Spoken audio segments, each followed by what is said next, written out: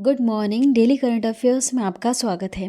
आज हम 8 से 15 जनवरी के क्वेश्चंस कवर करेंगे जो आपके आने वाले सभी एग्जाम के लिए काफ़ी ज़्यादा इंपॉर्टेंट है। तो वीडियो को ध्यान से देखिएगा। हम यहाँ पर 50 महत्वपूर्ण प्रश्न कवर करेंगे और लास्ट में क्वेश्चन पूछेंगे जिसका आंसर आपको कमेंट करके बताना होगा। अगर आप चैनल पर न्यू आए हैं तो आपसे रिक्वेस्ट है चैनल को अभी सब्सक्राइब कर लेना। हमारे 2 चैनल हैं, एक का नाम है फ्री जीके क्यूज़ और दूसरे का नाम है फ्री जीके क्यूज़ 2.0। जो 2.0 वाला है उस पर हम डेली करंट अफेयर्स की वीडियोस लाते हैं। तो चलिए शुरू करते हैं आज के इस वीडियो को। क्वेश्चन नंबर फर्स्ट है, प्रवासी भारतीय दिवस प्रतिवर्ष कब मनाया जाता है? आंसर यहाँ पर सी सही होगा। 9 जनवरी को मनाया जाता है प्रवासी भारतीय दिवस प्रतिवर्ष। अब देखिए हमारा नेक्स्ट क्वेश्चन, 9 जनवरी को मनाए जाने वाला प्रवासी भारतीय दिवस का क्या महत्व है? महत्व क्या है तो याद रखिएगा, भारतीय प्रवासियों की उपलब्धियों का सम्मान करना इसका महत्व है ना। अब डिटेल में कवर करते हैं। प्रवासी भारतीय दिवस की शुरुआत 2002 में तत्कालीन प्रधानमंत्री थे अटल बिहारी वाजपेयी इन्होंने घोषणा की थी, है ना। इसकी शुरुआत करनी है, इन्होंने घोषणा की और उसके बाद पहली बार 9 जनवरी 2003 को सेलिब्रेट किया गया। 9 जनवरी को ये जो तारीख है ना, इसको क्यों चुना गया? क्योंकि इसी दिन 1915 में महात्मा गांधी जी दक्षिण अफ्रीका से हमारे भारत देश में लौटे थे और उसके बाद इन्होंने भारत देश के लिए बहुत कुछ किया। अगला सवाल, मेजर ध्यानचंद खेल रत्न अवार्ड 2023 से किन किन खिलाड़ियों को सम्मानित किया गया? किन किन खिलाड़ियों को तो याद रखिएगा, इस बार 2 खिलाड़ियों को सम्मानित किया गया है मेजर ध्यानचंद खेल रत्न अवार्ड से। ये जोड़ी है, इनकी दोनों की जोड़ी है। एक का नाम है चिराग शेट्टी और दूसरे का नाम है सात्विक साइरास रंकी रेड्डी। ये जो दोनों हैं, इन दोनों को मिला है मेजर ध्यानचंद खेल रत्न अवार्ड। दोनों साथ में ही खेलते हैं, बैडमिंटन खिलाड़ी हैं। अब थोड़ा सा जानेंगे मेजर ध्यानचंद खेल रत्न के बारे में। वैसे मैंने अलग से वीडियो बनाई है राष्ट्रीय खेल पुरस्कार से संबंधित, आप चाहो तो देख सकते हैं। वो काफ़ी ज़्यादा इंपॉर्टेंट है, वहाँ से एग्जाम में क्वेश्चंस पूछे जाएंगे। देखिए, मेजर ध्यानचंद खेल रत्न की स्थापना हुई थी 1991-92 में। यह खिलाड़ियों को पिछले 4 वर्षों की अवधि में किसी खिलाड़ी द्वारा सबसे उत्कृष्ट प्रदर्शन के लिए दिया जाता है। पुरस्कार में 1 पदक मिलेगा, 1 प्रमाण पत्र मिलेगा और 25 लाख रुपए का नकद पुरस्कार मिलेगा। अगला सवाल, CBRE रिपोर्ट के अनुसार कौन सा राज्य भारत के MSME क्षेत्र में शीर्ष के 3 योगदानकर्ताओं में से एक के रूप में उभरा और MSME परिदृश्य में इसका कितना प्रतिशत हिस्सा है? हम कवर करेंगे आगे कि MSME क्या होता है। तो देखिए आंसर यहाँ पर याद करिएगा, उत्तर प्रदेश। उत्तर प्रदेश सबसे बड़ा योगदानकर्ता है और इसका 9% हिस्सा है। देखिए, MSME जिसे अभी आप पढ़ रहे हैं, इसका अर्थ क्या है? तो यहाँ पर देखिएगा, इसका मतलब होता है सूक्ष्म लघु और मध्यम उद्यम, यानी छोटे और मध्यम स्तर के व्यवसाय, है ना। तो देखिए, MSME सेक्टर का भारत के सामाजिक आर्थिक विकास में महत्वपूर्ण योगदान है। यही वजह है कि इसे भारतीय अर्थव्यवस्था की रीढ़ की हड्डी भी कहा जाता है। तो इसमें टॉपर कौन है? उत्तर प्रदेश, जिसका 9% हिस्सा है। अगला सवाल, एलिजाबेथ बॉर्न किस देश की प्रधानमंत्री थी जिन्होंने हाल ही में इस्तीफा दिया? एलिजाबेथ बॉर्न जो है ये फ्रांस देश की प्रधानमंत्री बनी थी। अब देखिए एक्स्ट्रा पॉइंट्स, फ्रांसीसी प्रधानमंत्री एलिजाबेथ बॉर्न ने अपने पद से इस्तीफा दे दिया। एलिजाबेथ बॉर्न 62 वर्ष की आयु में प्रधानमंत्री बनने वाली केवल दूसरी महिला थी और जो दूसरी हैं इन्होंने भी इस्तीफा दिया।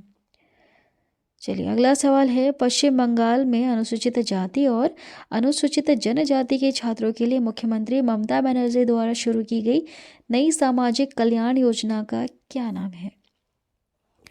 इस योजना का नाम रखा गया है योग्यश्री।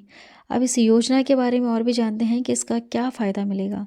तो देखिए, योजना के तहत राज्य भर में 50 प्रशिक्षण केंद्र खोले जाएंगे जहां अनुसूचित जाति और अनुसूचित जनजाति के छात्र प्रतियोगी परीक्षाओं के लिए मुफ्त प्रशिक्षण प्राप्त कर सकेंगे। देखिए, इसके अतिरिक्त 46 केंद्र सरकारी नौकरियों और सिविल सेवाओं के इच्छुक जो अनुसूचित जाति और अनुसूचित जनजाति के छात्र हैं, इनको मुफ्त में प्रशिक्षण मिलेगा, है ना, SC/ST के स्टूडेंट्स को। अगला सवाल, हाल ही में किस देश में कॉलेज फक्तांसी मिशन की शुरुआत की गई? किस राज्य में? मणिपुर राज्य में। ठीक है, कॉलेज फकथान से मिशन की शुरुआत की गई। अब यह क्या है, इसके बारे में जानते हैं। मणिपुर के मुख्यमंत्री कौन है? याद रखिएगा, एन बीरेन सिंह। इन्होंने विष्णुपुर जिले में विभिन्न विकास परियोजनाओं का शिलान्यास और उद्घाटन करते हुए कॉलेज फकथान से मिशन की शुरुआत की। मुख्यमंत्री ने कहा कि कुल मिलाकर 24 कॉलेजों को मिशन के तहत लिया गया और प्रत्येक महाविद्यालय में 2.5 करोड़ रुपए की लागत से सुविधाएं विकसित की जाएंगी। अगला सवाल है, चंदोबी महोत्सव हाल ही में किस राज्य में मनाया गया?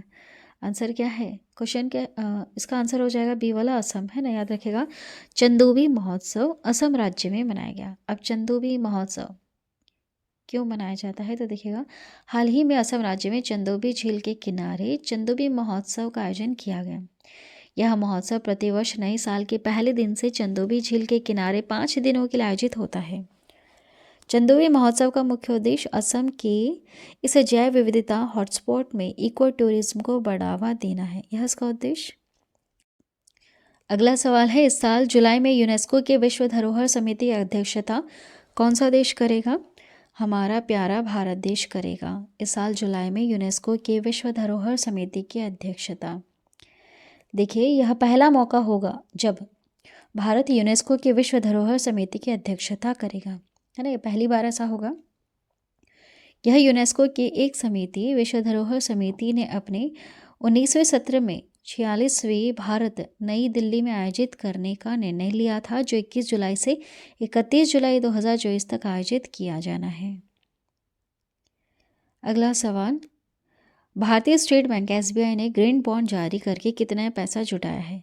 तो याद रखिएगा, $250 मिलियन। $250 मिलियन ग्रीन बॉन्ड जारी करके कमाया है, पैसा जुटाया है भारतीय स्टेट बैंक ने। Next question, international purple fest 2024 कहाँ आयोजित किया जा रहा है? आंसर यहाँ पर क्या होगा? तो देखिए, ए वाला सही होगा। भारत देश के गोवा में इंटरनेशनल पर्पल फेस्ट 2024 का आयोजन हुआ।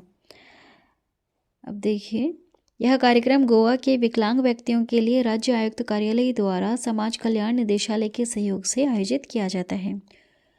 महोत्सव का उद्देश्य उद्घाटन समारोह के लिए योजनाबद्ध संगीत, नृत्य, मनोरंजन में आकर्षक प्रदर्शन के साथ विकलांग व्यक्तियों की प्रतिभा को प्रदर्शित करना होता है। अगला सवाल, श्री मंदिर परिक्रमा परियोजना का उद्देश्य किस मंदिर में सुधार करना है? तो देखिए, पूरी जगन्नाथ मंदिर में सुधार करना है श्री मंदिर परिक्रमा परियोजना का उद्देश्य। अब देखिएगा, ओडिशा के मुख्यमंत्री कौन है? नवीन पटनायक। 17 जनवरी को जगन्नाथ पुरी हेरिटेज कॉरिडोर का उद्घाटन करने वाले हैं। पुरी ओडिशा में स्थित जगन्नाथ मंदिर है, जो विष्णु जी के एक रूप जगन्नाथ को समर्पित एक महत्वपूर्ण हिंदू मंदिर है और इसे भारत के 4 धाम तीर्थ स्थलों में से एक माना जाता है। देखिए, अवंती के राजा थे इंद्रधुमन। इन्होंने मूल मंदिर का निर्माण किया था और वर्तमान निर्माण जो है 10वीं शताब्दी का है। अगला सवाल, एशियाई ओलंपिक क्वालिफायर में पुरुषों की 10 मीटर एयर पिस्टल टीम स्पर्धा का स्वर्ण पदक किस टीम ने जीता? तो हमारे भारत देश की टीम ने जीता है, जिसमें 3 खिलाड़ी हैं। कौन कौन, इनके नाम जानते हैं। देखिए, वरुण तोमर, अर्जुन सिंह चीमा और उज्ज्वल मलिक। इनकी जो ये भारतीय टीम है, इन्होंने 1740 का स्कोर बनाया और गोल्ड मेडल हासिल किया। उसके बाद देखिएगा, सिल्वर के लिए ईरान है। उसके बाद ब्रॉन्ज मिला है कोरिया को। आगे बढ़ेंगे, हमारा नेक्स्ट क्वेश्चन है, ई गवर्नेंस विषय पर क्षेत्रीय सम्मेलन का उद्घाटन कहाँ किया जा रहा है? कहाँ पर? याद रखिएगा, गुवाहाटी में। ई गवर्नेंस विषय पर क्षेत्रीय सम्मेलन का उद्घाटन। अब यह क्या है जानते हैं। ई गवर्नेंस पर क्षेत्रीय सम्मेलन गुवाहाटी असम में होगा। असम के राज्यपाल श्री गुलाबचंद कटारिया और केंद्रीय राज्य डॉक्टर मंत्री हैं जितेंद्र सिंह सम्मेलन का उद्घाटन करेंगे, है ना, ई गवर्नेंस विषय पर। नेक्स्ट क्वेश्चन है, इंड्यूस फूड 2024 प्रदर्शनी का उद्घाटन किसने किया? इनका नाम क्या है? ये है पीयूष गोयल, केंद्रीय मंत्री हैं पीयूष गोयल। इन्होंने इंड्यूस फूड 2024 का उद्घाटन किया। देखिए, केंद्रीय मंत्री पीयूष गोयल ने विविध खाद्य पारिस्थितिकी तंत्र को प्रदर्शित करने वाली प्रदर्शनी इंड्यूस फूड 2024 का उद्घाटन किया। इसका आयोजन India exposition mart greater Noida में आयोजित किया जा रहा है। Exposition mart. चलिए आगे बढ़ते हैं। 2024 में चंद्र मिशन के तहत एस्ट्रोबॉटिक टेक्नोलॉजी द्वारा तैनात चंद्र लैंडर का नाम क्या है? तो देखिए इसका नाम है पेरेग्रिन लैंडर, है ना। अब डिटेल में कवर करेंगे। 50 से अधिक वर्षों में पहला अमेरिकी चंद्र लैंडर कमर्शियल डिलीवरी के साथ चंद्रमा की ओर रॉकेट लॉन्च करेगा।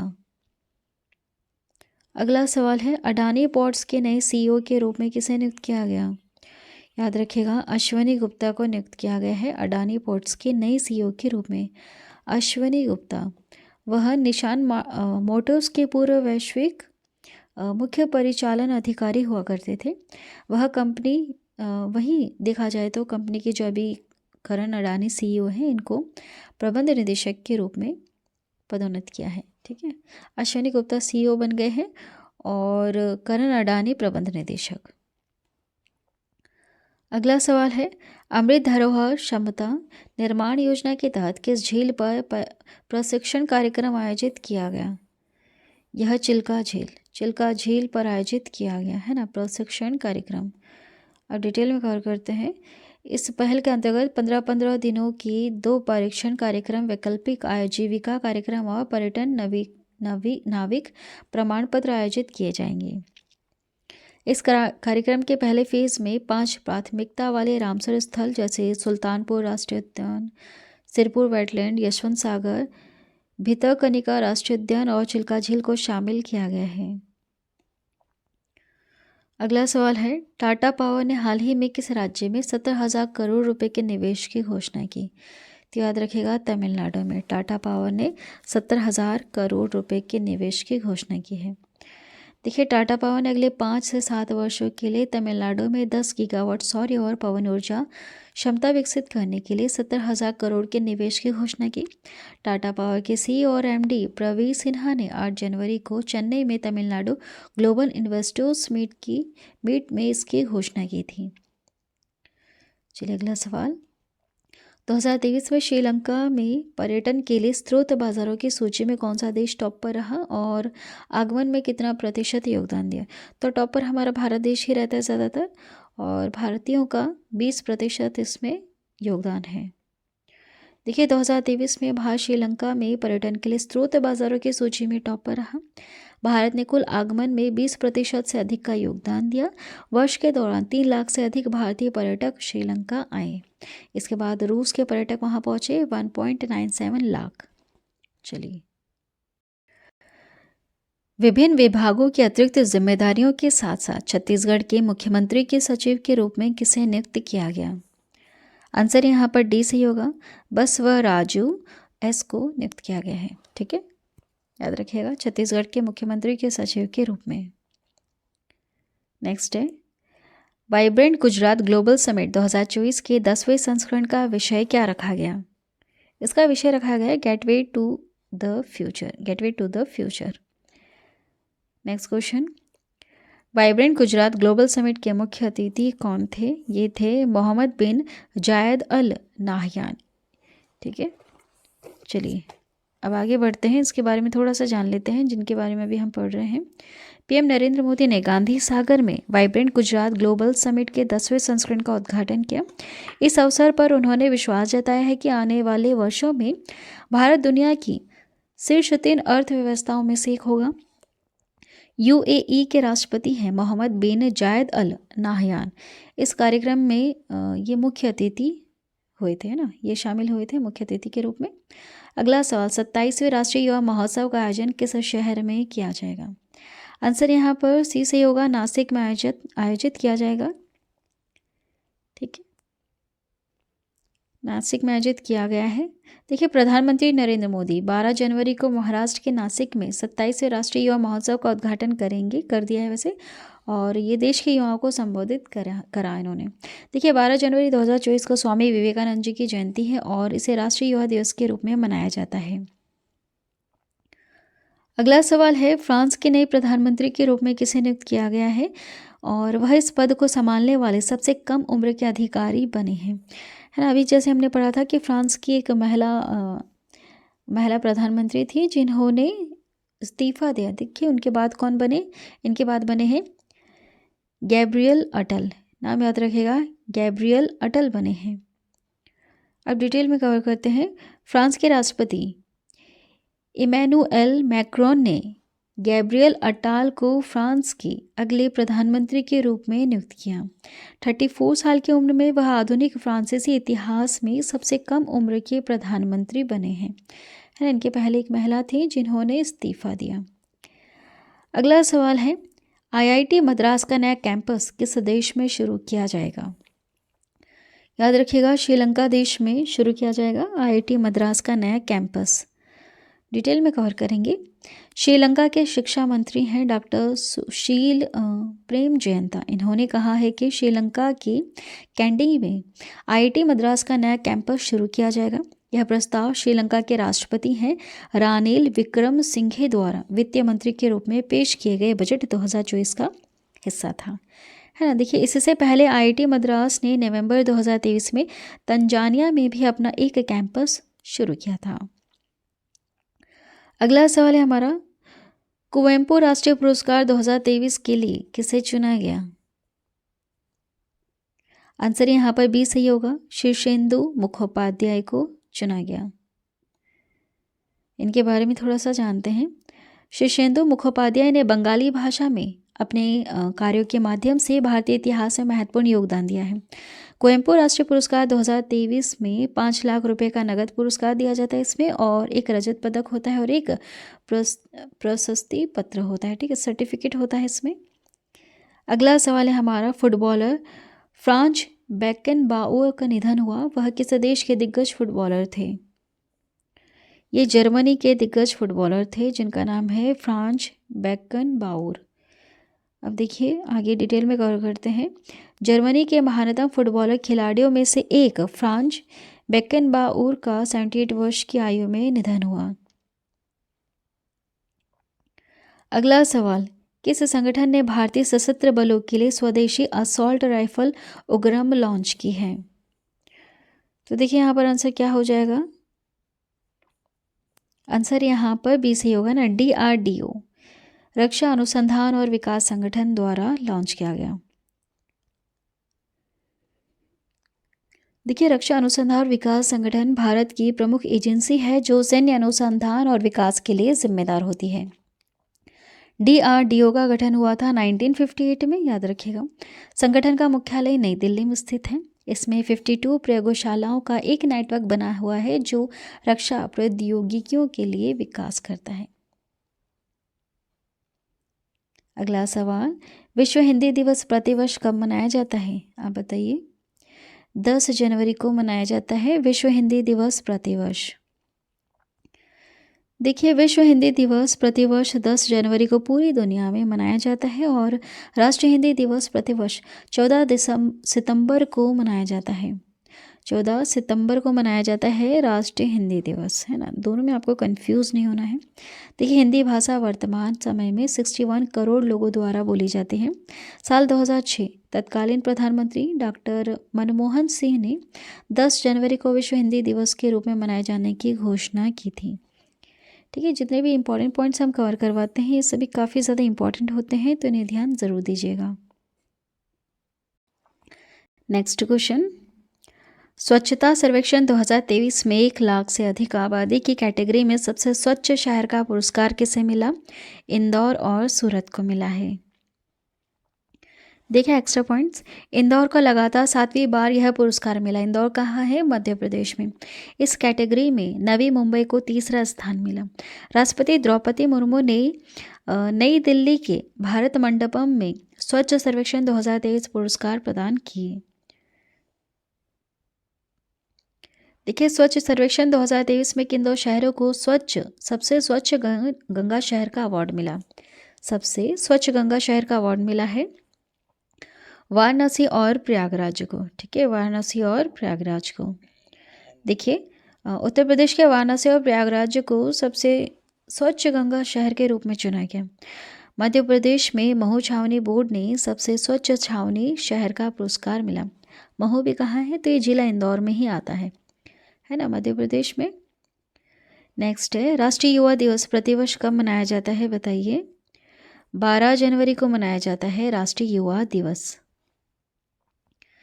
देखिए, यह दिवस स्वामी विवेकानंद जी की जयंती के अवसर पर मनाया जाता है। भारत सरकार ने साल 1984 में आधिकारिक तौर पर राष्ट्रीय युवा दिवस की घोषणा की थी। 1985 से यह पूरे देश में मनाया जा रहा है। स्वामी विवेकानंद जी का असली नाम है रविंद्रनाथ दत्त था और 1898 में उन्होंने बेलूर में रामकृष्णन मठ की स्थापना की थी। अगला सवाल, भारत के पहले डार्क स्काई पार्क का खिताब किस टाइगर रिजर्व को मिला, बताइए। आंसर यहाँ पर बी सही होगा, पेंच टाइगर रिजर्व को मिला है यह खिताब डार्क स्काई पार्क का। यह भारत का पहला डार्क स्काई पार्क है। देखिए, महाराष्ट्र का है पेंच टाइगर रिजर्व, भारत का पहला और एशिया का 5वां है डार्क स्काई पार्क वाला tiger reserve. Dark sky park से रात्रि आकाश की सुरक्षा करने और प्रकाश प्रदूषण को कम करने में मदद मिलती है। अगला सवाल, संसद का बजट सत्र इस महीने को किस तारीख से शुरू हो रहा है, किस तारीख से? तो याद रखेगा 31 जनवरी। वैसे इसके ऊपर मैं अलग से बिल्कुल पूरी कंप्लीट वीडियो बनाऊंगी बजट सत्र के ऊपर, जो कि हम हर साल लेकर आते ही हैं। तो देखिए, आंसर यहाँ पर 31 जनवरी होगा। 31 जनवरी को शुरू किया जाएगा। देखिए, संसद का बजट सत्र इस महीने की 31 जनवरी 2024 को शुरू हो रहा है। वित्त मंत्री निर्मला सीतारमण 1 फरवरी को अंतरिम बजट पेश करेंगी। सत्र की शुरुआत संसद के दोनों सदनों की संयुक्त बैठक में राष्ट्रपति द्रौपदी मुर्मू के संबोधन से होगी। अगला सवाल, समुद्र पर बने भारत के सबसे लंबे पुल का उद्घाटन किसने किया, किसने किया? देश के पीएम नरेंद्र मोदी, इन्होंने किया। तो देखिए, भारत का जो सबसे लंबा पुल है अटल सेतु, इसके ऊपर मैंने कंप्लीट वीडियो अलग से बनाई है जो काफ़ी ज़्यादा इंपॉर्टेंट है सभी के लिए। आप चाहो तो देख सकते हैं। क्वेश्चन को डिटेल में कवर करते हैं। देखिए, पीएम मोदी ने समुद्र पर बने भारत के सबसे लंबे पुल का उद्घाटन मुंबई में किया। यह दक्षिण मुंबई को नवी मुंबई से जोड़ता है। देखिए, मुंबई को नवी मुंबई से जोड़ने वाला यह ब्रिज भारत के पूर्व प्रधानमंत्री स्वर्गीय अटल बिहारी वाजपेयी के नाम पर रखा गया है अटल सेतु। अटल सेतु जिसकी लंबाई है 21.8 किलोमीटर और इसमें 6 लेन हैं। इस पूरे प्रोजेक्ट में 18,000 करोड़ रुपए का खर्च आया है। अगला सवाल, केंद्र सरकार ने रक्षा मंत्रालय के अतिरिक्त सचिव और महानिदेशक के रूप में किसे नियुक्त किया? आंसर डी से होगा, समीर कुमार सिन्हा को नियुक्त किया है केंद्र सरकार ने रक्षा मंत्रालय में अतिरिक्त सचिव और महानिदेशक के रूप में। देखिए, केंद्र सरकार ने हाल ही में वरिष्ठ आईएएस अधिकारी समीर कुमार सिन्हा को रक्षा मंत्रालय के अतिरिक्त सचिव और महानिदेशक के रूप में नियुक्त किया है। ठीक है, नेक्स्ट क्वेश्चन है, हाल ही में किस बैंक ने सम्मान रूपे क्रेडिट कार्ड लॉन्च किया? किसने लॉन्च किया? याद रखिएगा, इंडसइंड बैंक ने लॉन्च किया है ना, सम्मान रूपे क्रेडिट कार्ड को। अब क्यों लॉन्च किया है? तो यह जो कार्ड है सरकारी क्षेत्र के कर्मचारियों के लिए लॉन्च किया गया है। यह कार्ड विभिन्न प्रकार के स्पेशल ऑफर के साथ डिज़ाइन किया गया। अगला सवाल, जाग्रेब ओपन 2024 कुश्ती टूर्नामेंट में किस भारतीय ने 57 किलोग्राम कैटेगरी में गोल्ड मेडल जीता? इस कैटेगरी में जीता है अमन सहरावत ने गोल्ड मेडल, है ना, 57 किलोग्राम कैटेगरी में। कभी कभी ना एग्जाम में इनकी कैटेगरीज भी पूछी जाती हैं। देखिए, एक्स्ट्रा पॉइंट्स, मौजूदा एशिया चैंपियन अमन सहरावत ने क्रोएशिया में जाग्रेब ओपन 2024 कुश्ती टूर्नामेंट में पुरुषों के 57 किलोग्राम में स्वर्ण पदक हासिल किया। नेक्स्ट क्वेश्चन है हमारा, नई पीढ़ी के आकाश मिसाइल का सफल परीक्षण किया गया। यह किस प्रकार की मारक मिसाइल है? मतलब ये जब वार करती है तो कहाँ से कहाँ करेगी? सतह से हवा करेगी। ठीक है, सतह से हवा में यह मार करेगी आकाश मिसाइल। देखिए, रक्षा अनुसंधान और विकास संगठन डीआरडीओ, जिसके बारे में अभी हमने डिटेल में कवर किया, डीआरडीओ ने ओडिशा के तट पर एकीकृत परीक्षण रेंज चांदीपुर से नई पीढ़ी की आकाश मिसाइल का सफल परीक्षण किया। नेक्स्ट क्वेश्चन, राष्ट्रीय सड़क सुरक्षा सप्ताह 2024 का विषय क्या है? इसका विषय है सड़क सुरक्षा नायक बने। अब देखिए डिटेल में कवर करते हैं।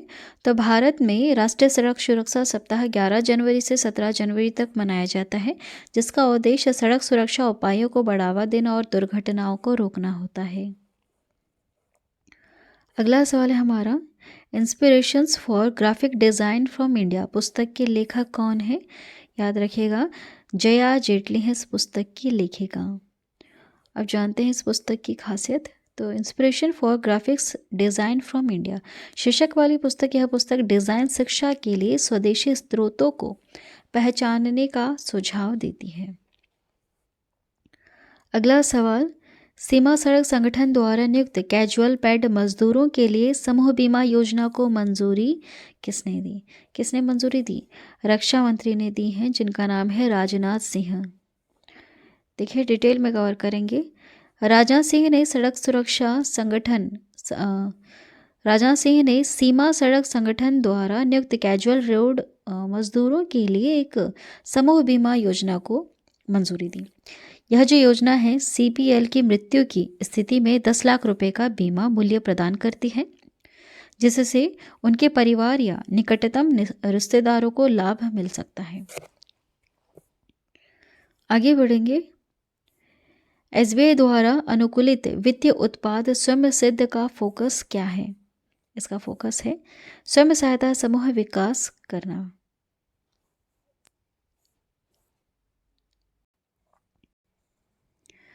देखिए डिटेल में कवर देते हैं।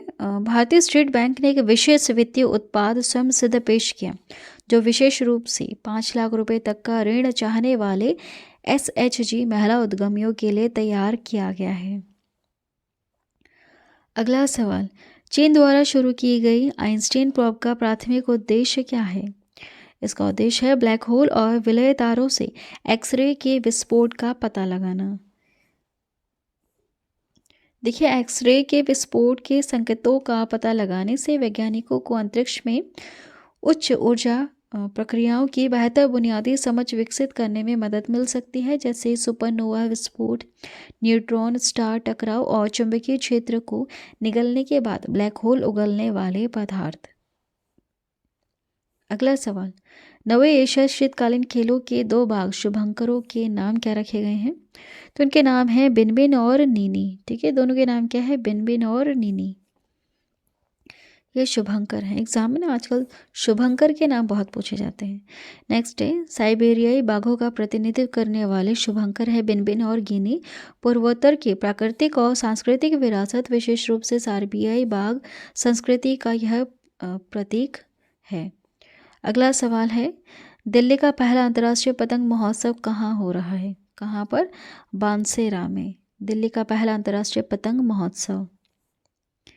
देखिए पतंग उत्सव का आयोजन दिल्ली विकास प्राधिकरण द्वारा यमुना नदी के तट पर सराय काले खां में स्थित एक बांस पार्क बांसेरा में किया जाता है।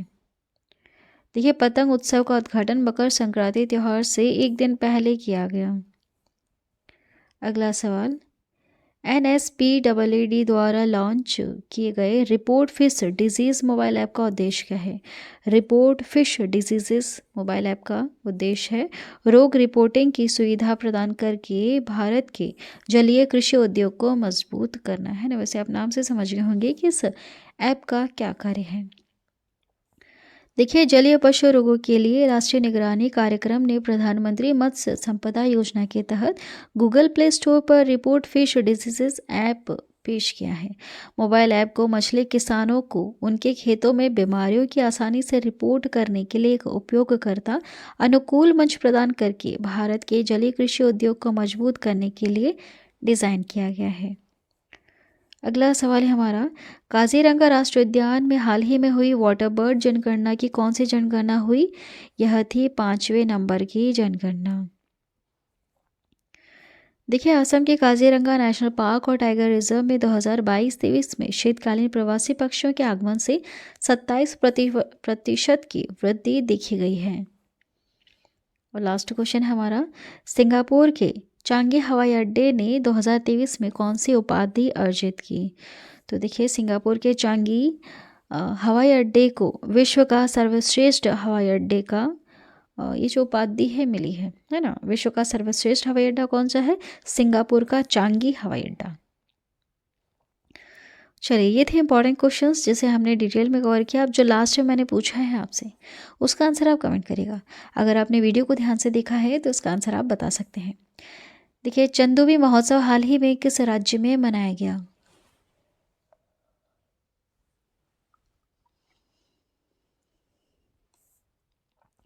इसका करेक्ट आंसर क्या है आपको कमेंट करना है। चलिए, आज के वीडियो में इतना ही। आई होप यह वीडियो आपको पसंद आई होगी। पसंद आई है तो चैनल को भी सब्सक्राइब कर देना और बेल नोटिफिकेशन आइकन पे ऑल प्रेस ज़रूर कर देना। जब भी हम एक न्यू वीडियो अपलोड करेंगे तो एक नोटिफिकेशन आपके पास पहुंच जाएगा। वीडियो को पूरा लास्ट तक देखने के लिए थैंक यू।